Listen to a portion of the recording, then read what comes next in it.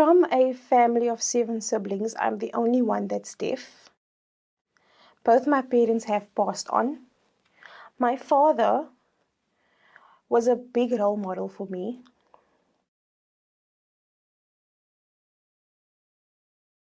My brothers and sisters, they're not able to sign. However, they understood deaf culture. For example, they know they need to tap me on the shoulder and maintain eye contact.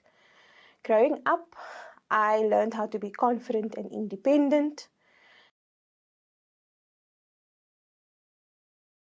When I was in high school, the teachers, some of them, supported me extremely well.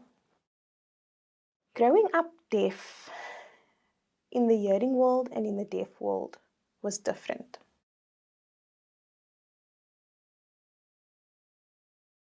In primary school, sign language was not recognized at the time that I was in primary school. 90% of the teachers were not able to sign. It was forced upon us to speak, and I failed many times because I struggled to pronounce many words.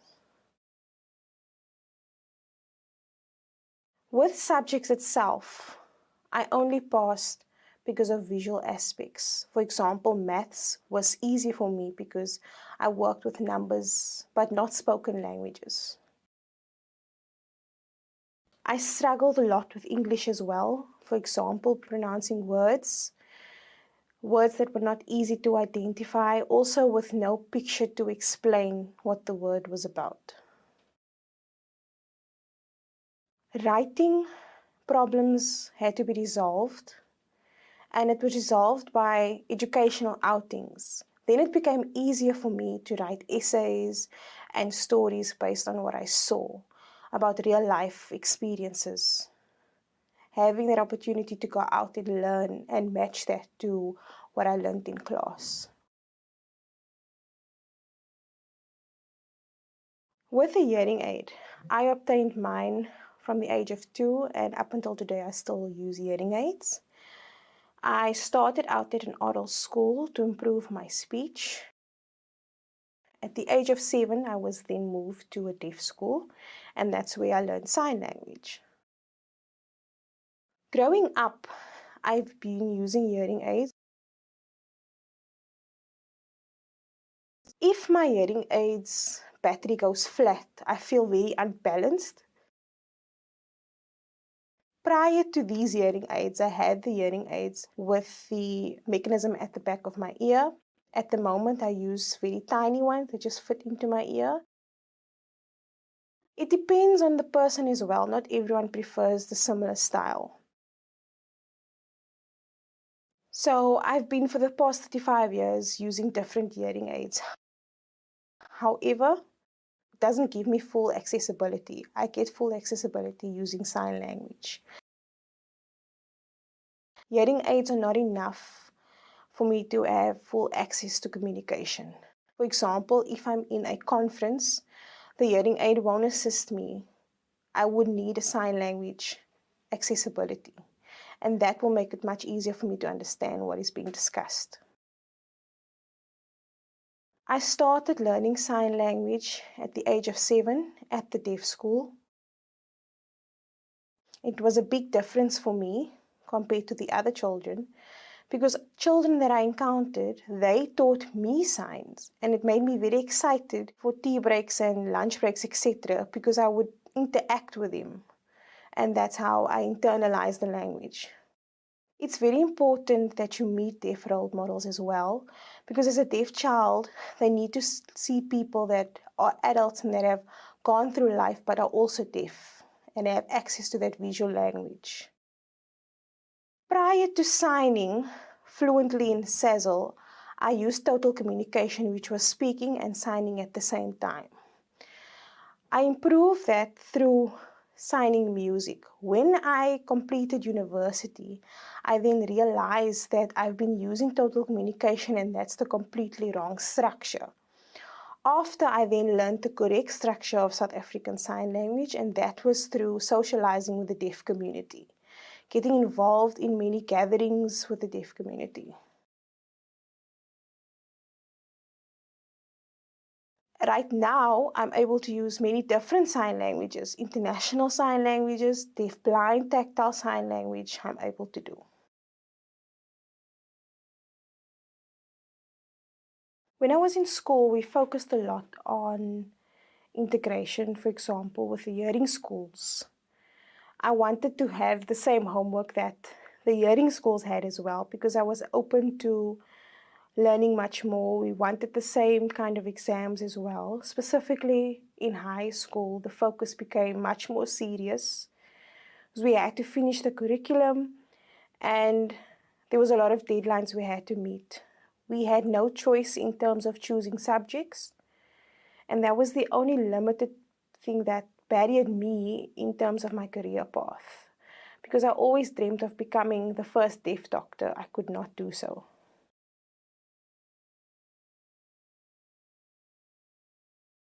Also, back in school, I was allowed to participate in many different activities, in a debating team on different issues, and we debated with hearing schools. We got involved in a lot of competitions, also with other mainstream schools. And that is where I learned how to build my confidence and also focus on my schoolwork. I got involved in youth leadership as well. I was an RCL representative of the learners in my class, and then I was also elected to be a member on the school governing body. And I learned so much from that experience in terms of leadership, finances, budgeting, because reality in life, those skills are not really taught, so I learned those skills through that experience. Today, I've achieved quite a lot through the experiences that I've encountered, and going back to what I experienced in high school and applying that to my career today. The teacher also taught us manners and behavior and what is the professional way or the correct way of doing things. Also, bear in mind, I'm a very socializing person and I built relationships quite easily with many different people. In school, when I was on the debating team as well as in sports, there's a lot of tension as there usually is. However, we learned how to be kind and polite and have a sense of sportsmanship as well.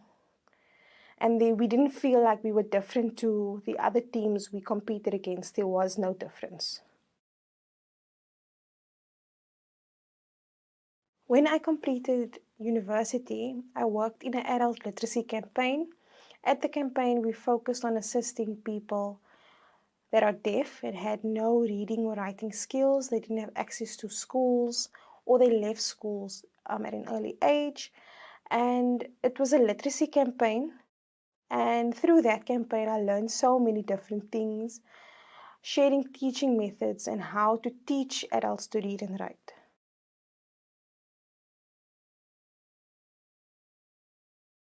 I enjoyed the empowerment part of it. So far, it's been in process for 10 years, and we've been working with the deaf community.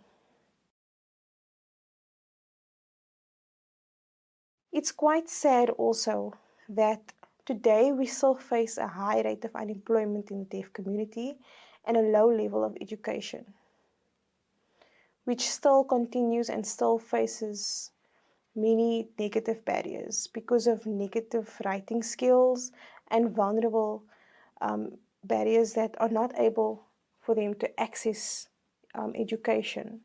I do feel that one day there will possibly maybe be an institution where the deaf are able to access education, especially those that have dropped out along the way, to improve their lives and improve their education.